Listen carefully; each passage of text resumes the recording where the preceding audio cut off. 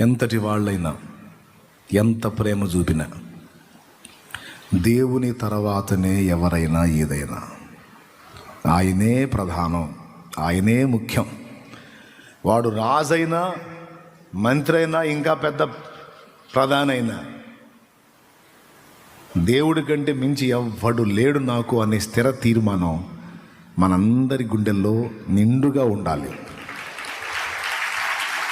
కొంతమంది of and of, సగం దేవుడి మీద అనుకుంటారు, సగం మనుషుల మీద అనుకుంటారు, సగం దేవుళ్ళలో సగం లోకంలో అనుకుంటారు.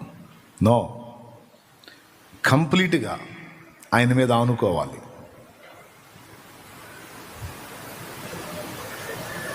Amen, amen.